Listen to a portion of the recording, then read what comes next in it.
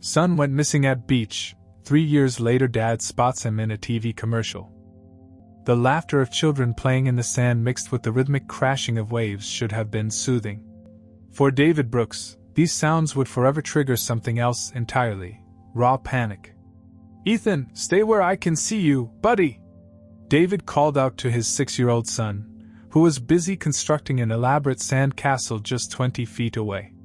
The little boy looked up with that gap-toothed grin that never failed to melt David's heart, nodded enthusiastically, and returned to his architectural masterpiece. It was their first real father-son weekend since the divorce had been finalized 3 months ago. David had been looking forward to it for weeks, a chance to prove to himself, to Ethan, and perhaps even to his ex-wife Melissa that he was perfectly capable of being the father Ethan deserved. Single parenthood was an adjustment, but David was determined to master it. "Need more shells for the tower, Dad," Ethan announced, his small plastic shovel pointing toward the shoreline. "I'll get them for you, champ. Just stay right there, okay?" David said, ruffling his son's sandy blonde hair. "I'll only be gone for 2 minutes. Count to 120, and I'll be back before you finish.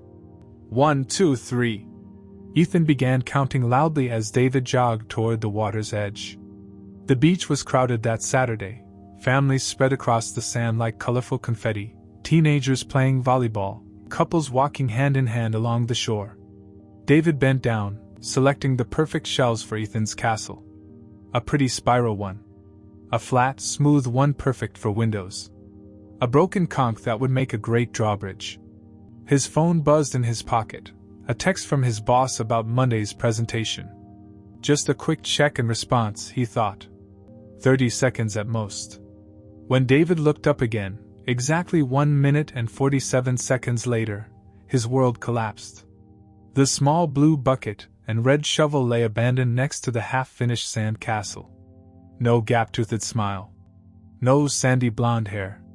No counting. No Ethan. "Ethan?"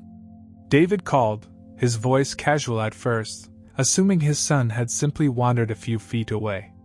When no response came, he called louder. "Ethan!" David's eyes darted frantically across the beach, scanning every child's face. None of them was his son. Panic rising like bile in his throat, he sprinted back to their spot, spinning in circles, calling Ethan's name with increasing desperation. "Did you see a little boy? 6 years old, blue swim trunks with dinosaurs on them, white t-shirt?" he asked a nearby family, his voice cracking. They shook their heads, now concerned themselves. Within minutes, David had alerted the lifeguards. Within 15, the beach patrol was involved. Within an hour, police officers combed the beach, the boardwalk, the parking lot. By nightfall, the Coast Guard had searched the waters, and volunteers with flashlights scoured every inch of sand. All they found was Ethan's favorite toy, a small plastic dinosaur, half buried near the shoreline. "Mr. Brooks," Detective Garcia said gently, sitting across from David at the police station at 2 a.m. "I need to ask you some difficult questions." David nodded numbly, his throat raw from shouting Ethan's name for hours. "Your ex-wife, where was she today?" "Melissa? At home, I think. She knew I had Ethan this weekend. And the divorce, was it amicable?" The question hung in the air, heavy with implication. "You think Melissa took him?" David asked incredulously. "No. No way. She wouldn't." But even as he defended her, a seed of doubt sprouted. The divorce had been anything but amicable. Melissa had fought viciously for full custody, claiming David's demanding job made him an inconsistent father. She'd only relented to joint custody after her lawyer advised that the court would likely rule that way regardless. "We have to explore every possibility, Mr. Brooks," Detective Garcia said. "We'll be contacting her immediately." When they reached Melissa by phone, her reaction seemed genuine. Hysterical sobbing, demands to know what happened, threats to never let David see Ethan again if he was found. She arrived at the station within the hour, mascara streaking down her face, trembling as she embraced David for the first time since their marriage collapsed. "How could you let this happen?" she whispered, her voice breaking. You were supposed to watch him every second. The words pierced David's heart like shards of glass because they echoed his own thoughts exactly. Days turned into weeks. David took leave from his job as a financial analyst to dedicate himself fully to the search. He distributed flyers, organized volunteer search parties, appeared on local news segments pleading for information. The detective assigned to the case called daily at first, then weekly, then monthly. Tips came in but led nowhere. Security camera footage from nearby businesses showed nothing useful. Melissa's initial fury gave way to a strange, distant grief. She stopped answering David's calls, communicating only through brief texts. 2 months after Ethan's disappearance, she announced she was moving overseas. "I can't stay here with the memories," she wrote. "I need to start over." David couldn't understand. How could she leave the last place their son had been seen? What if Ethan was found and came home to find his mother gone? But Melissa's mind was made up. A week later, she was gone, leaving David alone with his grief, guilt, and the gnawing sense that something about this whole situation wasn't adding up. 6 months after that perfect beach day turned into a nightmare, Detective Garcia called with the news David had been dreading. "We're scaling back the active investigation, Mr. Brooks. I'm sorry." Without new leads, David hung up before Garcia could finish. That night, as he sat in Ethan's untouched bedroom, clutching the dinosaur toy they'd found on the beach, David made a silent promise. He would never stop looking. Never stop hoping. Never stop believing that somewhere, somehow, his son was still alive. He had no idea that it would take exactly 3 more years, and a chance glimpse at a foreign commercial, before that promise would lead him to the truth. 1,095 days. That's how David Brooks had come to measure time since Ethan vanished, not in months or seasons, but in the exact count of empty days that had passed since he'd last seen his son's smile.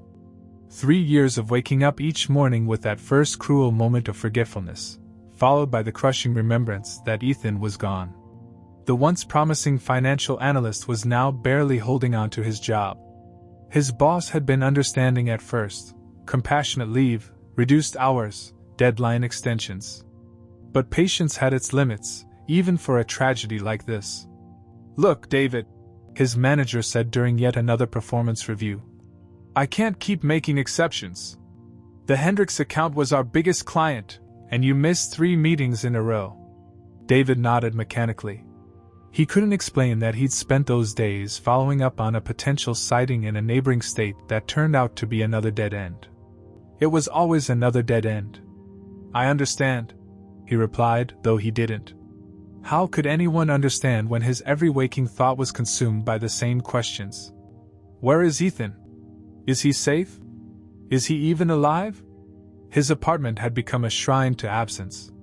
Ethan's room remained exactly as it had been that fateful morning, dinosaur bedspread smoothed out, pajamas folded on the pillow, waiting for a boy who never came home. The refrigerator still displayed Ethan's kindergarten artwork, now faded and curling at the edges.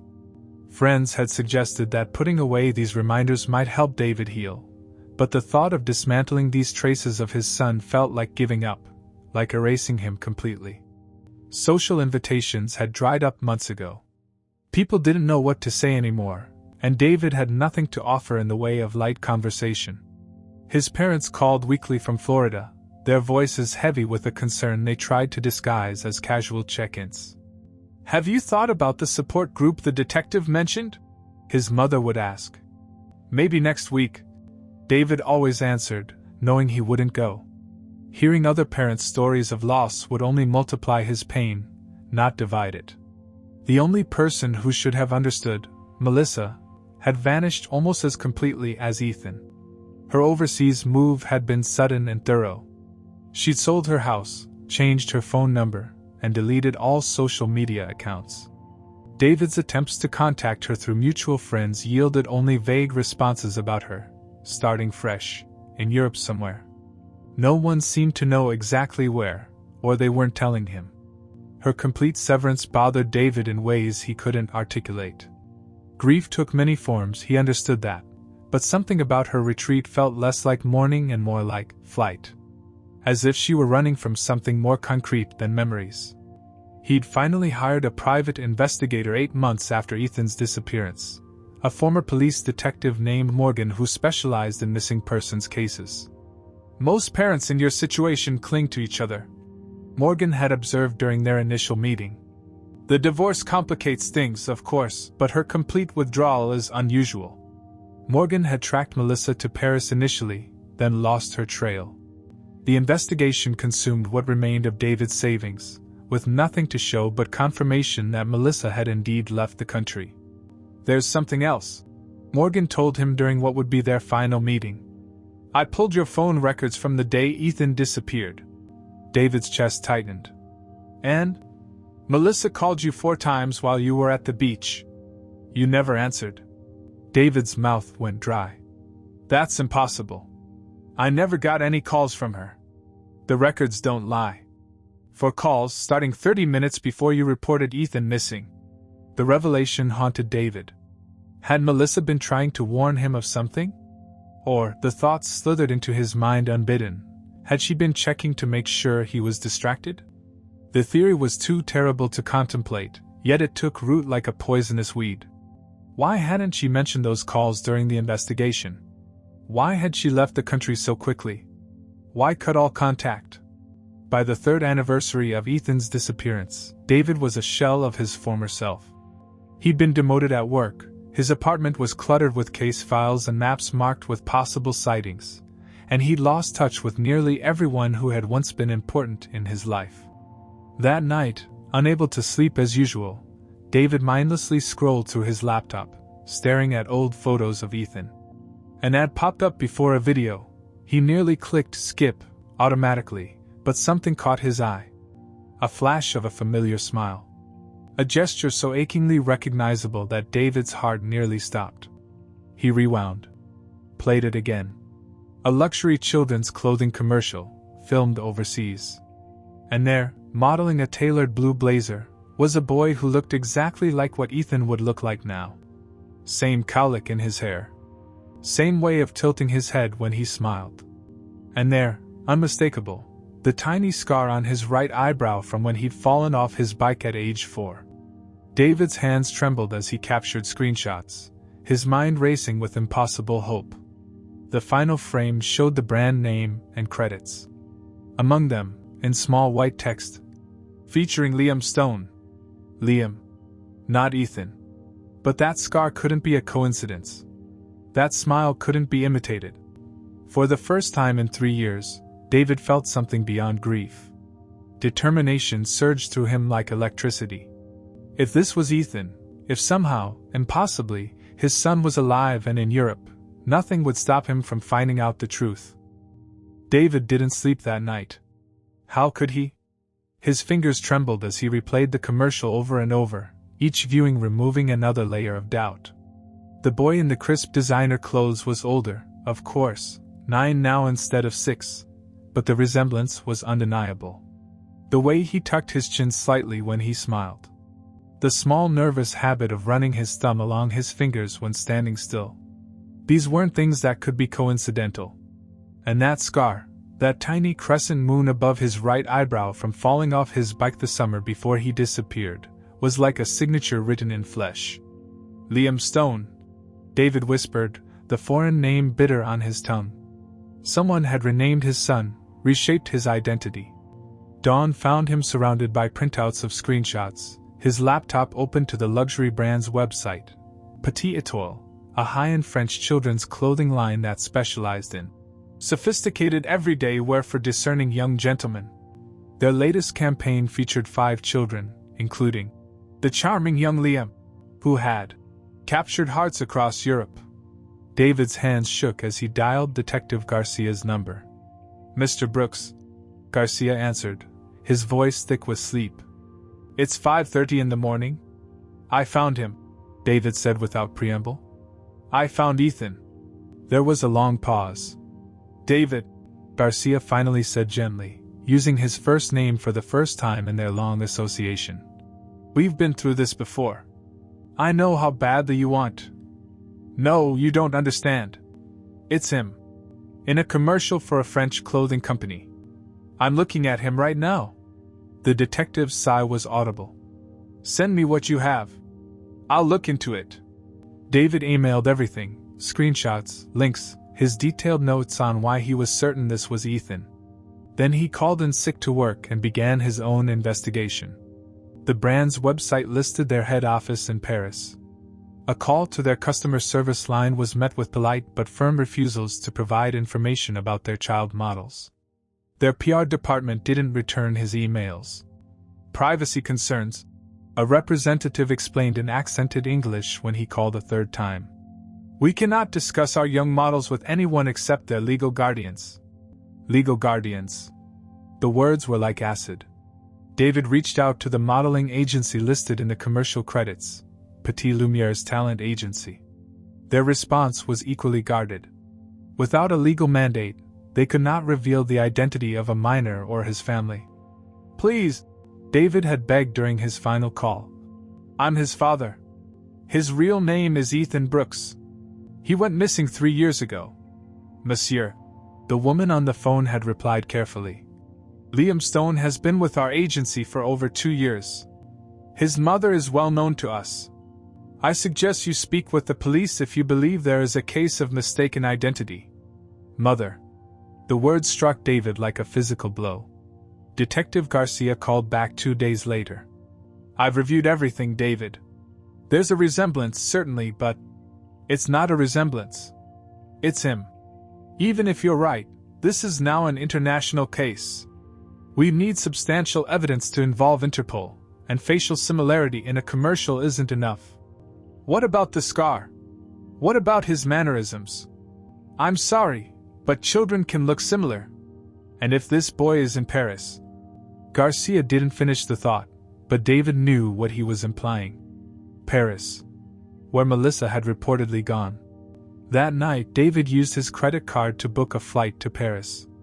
He had 3 weeks of unused vacation time. If the authorities wouldn't help him, he'd find proof himself. Before he could complete the purchase, his phone rang. A number he didn't recognize. Is this David Brooks? A woman asked, her French accent unmistakable. Yes, he answered cautiously. My name is Claire Dubois. I work at Petit Lumieres. We spoke earlier this week about Liam Stone. David's heart hammered. Yes? What you said, it has been bothering me. I should not be calling you, but... She lowered her voice. The boy you saw, his mother brought him to us 2.5 years ago. She said they had relocated from America. There was something not right about their paperwork, but my boss dismissed my concerns. His mother, David said, his mouth dry. What's her name? She goes by Margot Stone now, but she is American. Pretty blonde. She has a... Claire searched for the word. A partner? A very wealthy man who has connections with our agency's owner. Margot Stone. The pseudonym meant nothing, but the description fit Melissa perfectly. They live in the 16th arrondissement. Claire continued. Very expensive. The boy has a private tutor. He rarely interacts with other children except during photo shoots. David's fingers gripped the phone so tightly his knuckles turned white. Why are you telling me this? There was a long pause. Because last month, I overheard them arguing. The boy asked about his father. He said he remembered a man who took him to the beach. She told him that man was dangerous, that he had hurt them both. The boy seemed confused. Like he didn't believe her. David's vision blurred with tears. Ethan remembered him. Somewhere beneath the new name, the new life, his son remembered him. I need your help, David said, his voice breaking. Please. I cannot be involved further, Claire replied, fear evident in her voice. But I have sent you an email with the address of their next photo shoot. It's next week.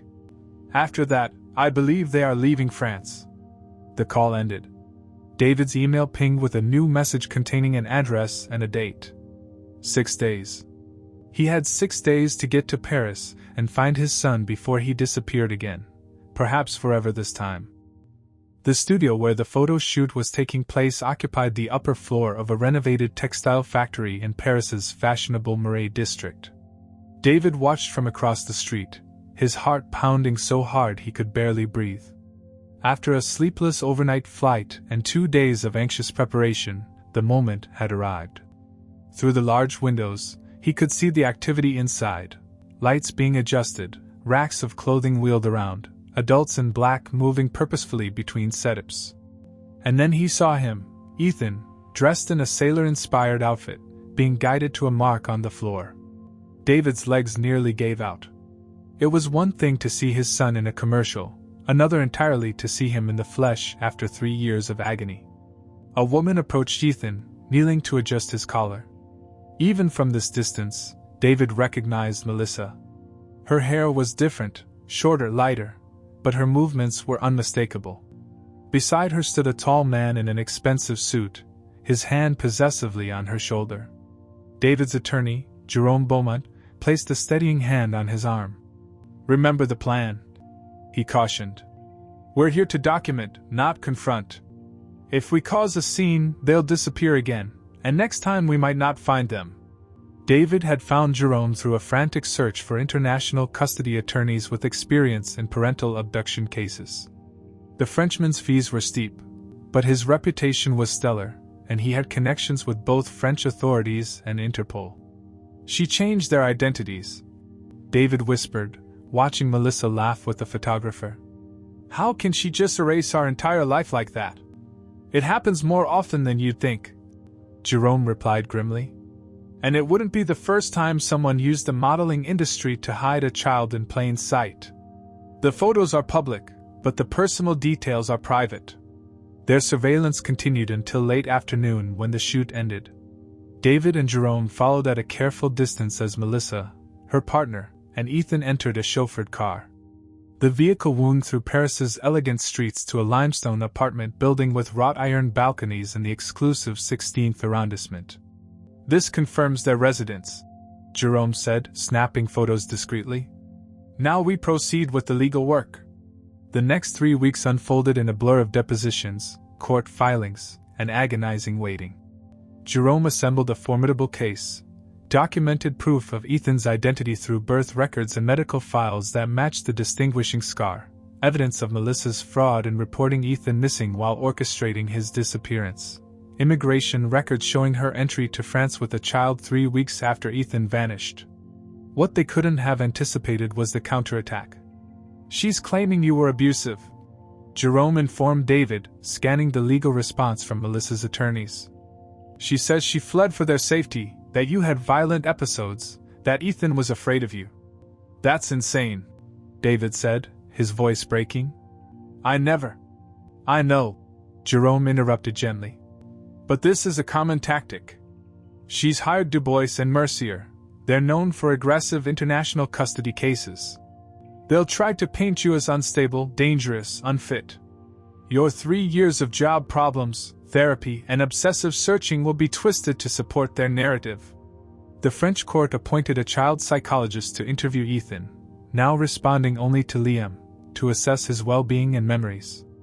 David was permitted to see his son only under strict supervision. That first meeting shattered what remained of David's heart.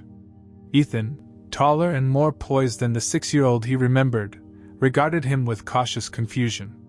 "Hello?" David said, tears streaming down his face despite his best efforts. "Do you remember me?" Ethan glanced nervously at the psychologist before answering. "Mama says you're my American father, but you hurt us, so we had to leave." "That's not true, Ethan. I would never hurt you. We were at the beach, and you disappeared. I've been looking for you every day since." "My name is Liam," the boy insisted, but David caught a flicker of uncertainty in his eyes. "I don't remember any beach." Later, the psychologist shared her observations. "The child shows signs of memory manipulation. He has conflicting recollections, beach memories that align with your account, but also fearful associations he cannot specifically articulate. This suggests implanted negative memories." It was a small victory, but Melissa's legal team was relentless. They moved to dismiss David's case entirely, arguing that French courts had no jurisdiction since Liam Stone was legally established in France and the US had no extradition claims. The proceedings dragged on, draining David's finances and spirit. Melissa's partner, Jean-Philippe Renaud, proved to be a powerful adversary, a real estate developer with connections and seemingly unlimited resources to fund their defense.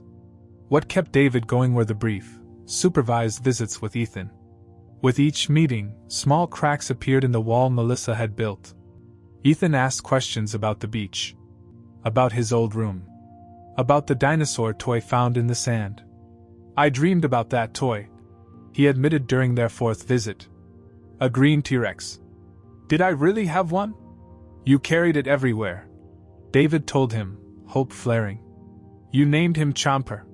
Something flickered across Ethan's face, recognition fighting through years of carefully constructed lies.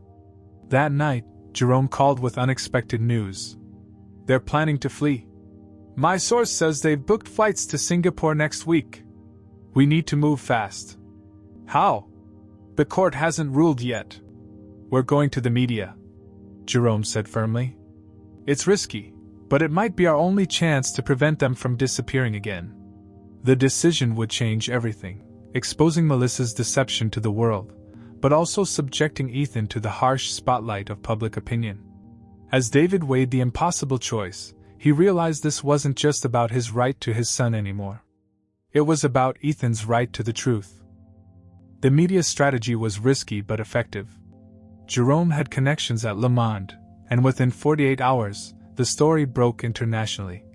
American father finds son in Paris 3 years after mysterious beach disappearance. The article included side-by-side photos of 6-year-old Ethan and 9-year-old Liam, the matching scar clearly visible.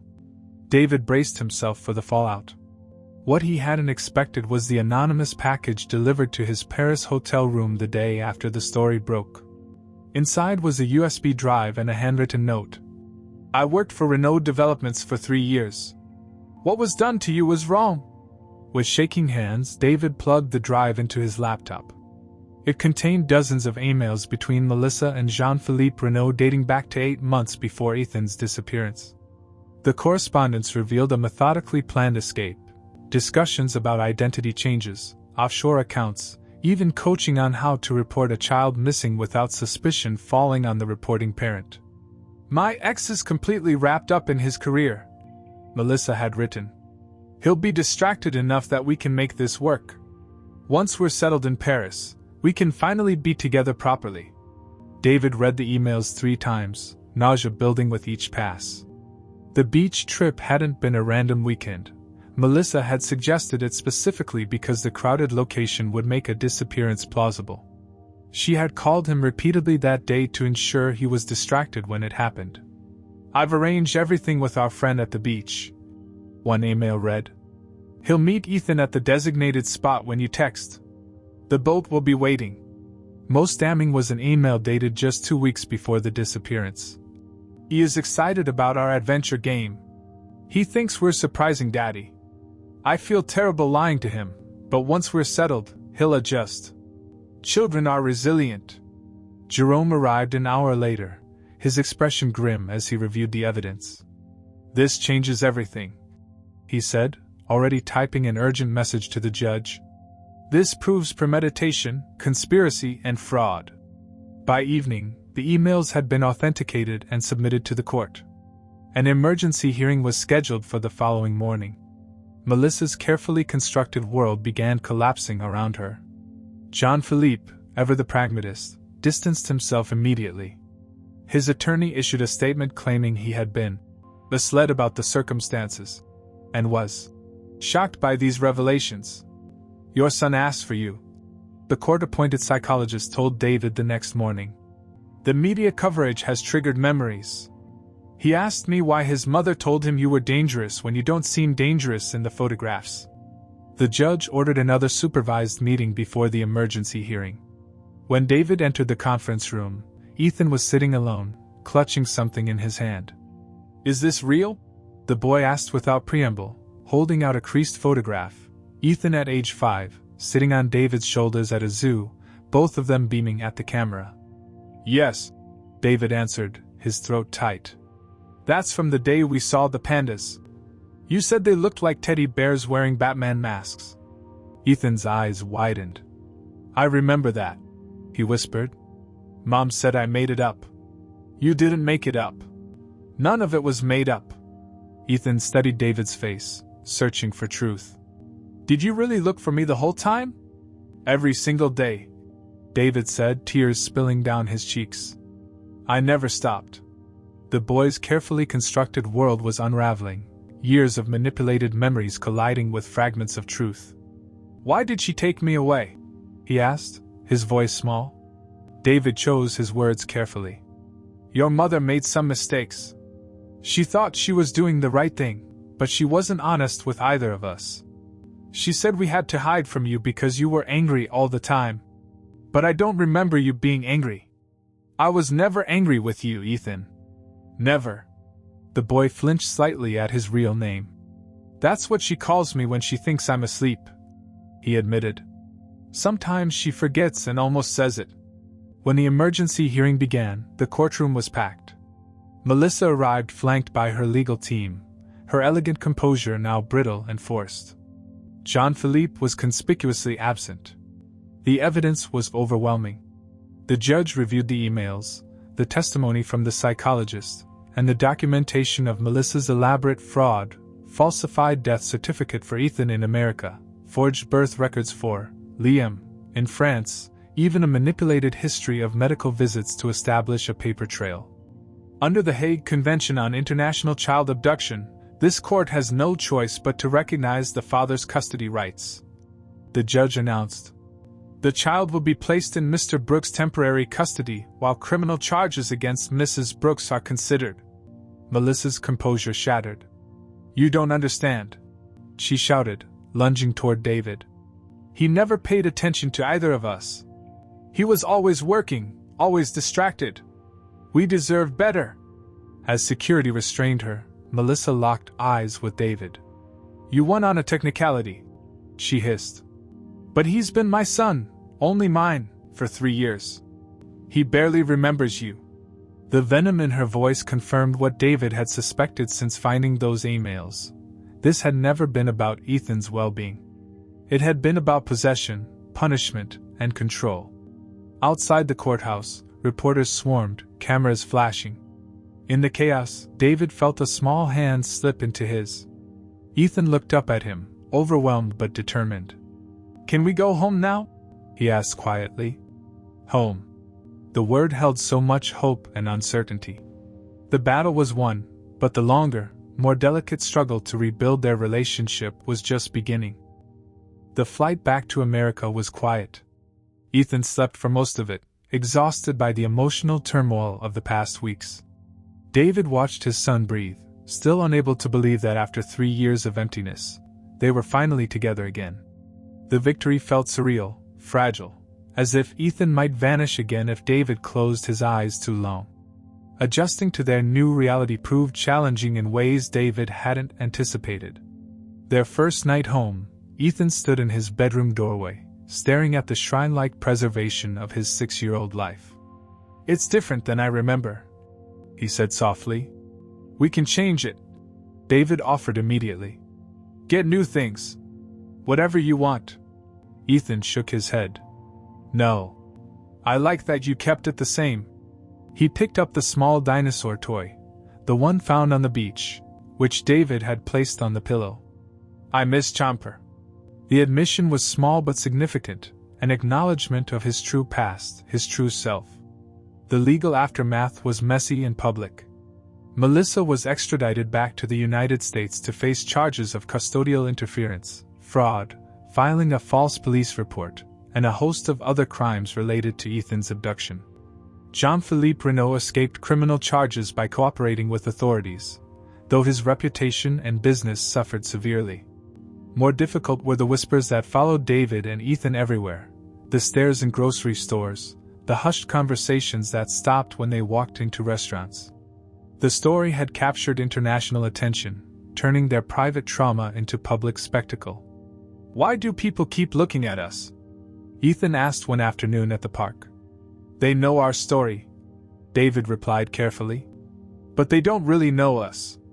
The judge had ordered therapy for Ethan, twice weekly sessions with Dr. Amara, a specialist in children who had experienced parental alienation and abduction.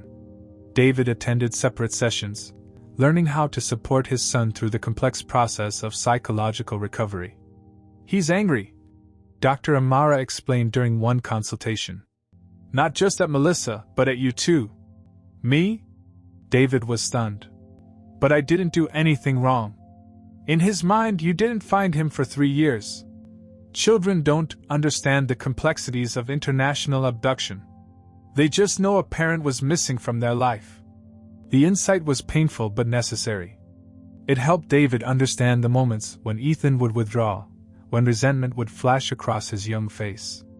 I looked for you every day, David told Ethan during one particularly difficult evening when the boy had exploded in anger, screaming that David should have found him sooner. Every single day. I never stopped. But you didn't find me, Ethan sobbed. She said you wouldn't even try, and then you didn't. David held his son as he cried. I know it feels that way. But I never gave up. Not for one day. Slowly, painfully, they rebuilt trust.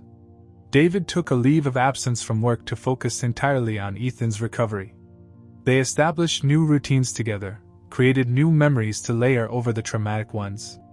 Each day brought small victories, Ethan asking about his early childhood, remembering a Christmas from before the abduction, even occasionally responding to his real name without flinching. Melissa's trial came 6 months after their return. David had dreaded it, knowing Ethan might be called to testify, but a plea deal spared him that trauma. She received 5 years in prison with additional probation, a sentence many thought too lenient. David felt only emptiness when he heard the news. Does Mom hate me now? Ethan asked when David explained the outcome as gently as possible. No, David answered truthfully. She loves you in her way. She just made terrible choices. Will I ever see her again? That's up to you when you're older. For now, Dr. Amara thinks it's better if you have some space from her. Ethan nodded, processing this with the remarkable resilience children somehow muster in the face of adult failures. 1 year after their reunion, on a crisp autumn morning, David suggested they go to the beach. Ethan hesitated, anxiety flashing across his face. We don't have to, David said quickly. It was just an idea. No, Ethan replied, his expression resolute. I want to go. But can we go to a different beach?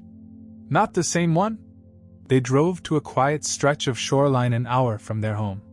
The beach was nearly empty, just a few walkers in the distance and seagulls wheeling overhead. David spread a blanket on the sand, his heart racing with memories of that other beach day 3 years ago. Ethan stood at the water's edge, letting the waves wash over his feet. David remained close by, unwilling to give him more than a few feet of space, a protectiveness that might never fully fade. After a while, Ethan looked up. I was scared to come back to a beach, he admitted. I know. I was too. But it's just water and sand. Ethan picked up a shell, examining it closely. It wasn't the beach's fault. David felt something loosen in his chest, a knot of fear he'd carried for so long he'd forgotten it was there. No, it wasn't. They spent the afternoon building sand castles and collecting shells. As the sun began to set, painting the water in shades of gold and pink, they walked along the shoreline together. Dad? Ethan said, using the word that had once been so natural but now carried the weight of their journey. I remember more stuff from before. Good stuff. Like what? Like you teaching me to ride my bike. And making chocolate chip pancakes on Saturdays. He paused. Can we do that again tomorrow? Absolutely, David said, his throat tight with emotion. As they walked back to the car, Ethan reached for his hand, a simple gesture that meant everything. The road ahead would still have difficult days, but in that moment, for the first time in 4 years, David felt something like peace. The broken pieces would never fit back exactly as they had been before. But together they were building something new from the fragments, Something that might, in time, be even stronger at the broken places.